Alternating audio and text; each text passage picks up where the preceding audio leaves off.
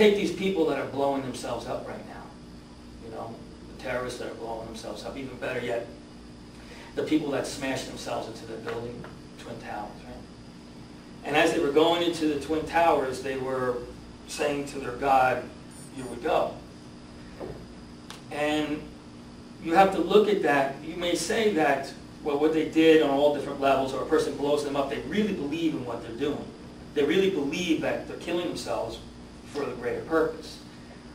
So you would think that if I told you, well, you know, Jack, you really believe in what you're doing, right? Here's a bomb, blow yourself up. Jack's going to look at me and say, you know, no way. You know, it's not going to happen, right? I believe in what I'm going to do, but I'm not going to blow myself up.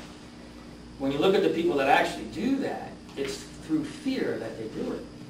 It's by blowing themselves up that proves to them what they believe in. Really, it's kind of just the opposite of what you think it would be.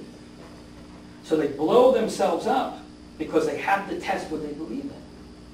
They have to be sure, okay, whether they're brainwashed or not is irrelevant. Somebody allowed them to be brainwashed. They allowed themselves to be put that way. It was their actual fear that caused them to kill themselves by believing what they believe in. You know, in other words, I have to test what I believe in. This is what I believe in, so I'm going to blow myself up because I believe in this God and I have to show God that I believe in him.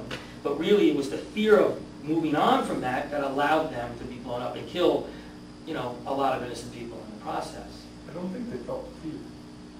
No, they didn't feel fear. But fear was the end result of that. They don't look and see fear.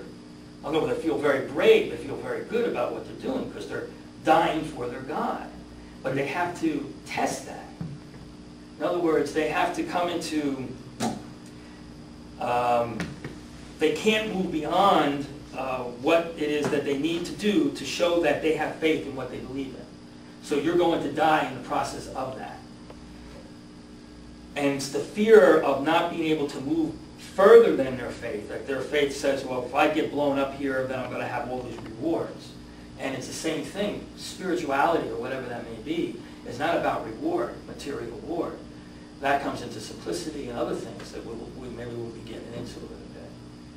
But I think that people, as far as what philosophy truly is trying to do, is get you to confront what it is that you've become comfortable with.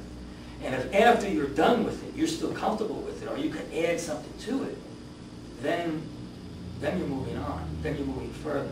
I'm not saying that people that blew themselves up have fear, the way that you would have fear if I tapped a bomb, or the way if the person next to you had a bomb stick, then you would have some fear there. Right? I would have blown myself up because I believe in the way, but I don't believe the way you do, that's why you're going to die.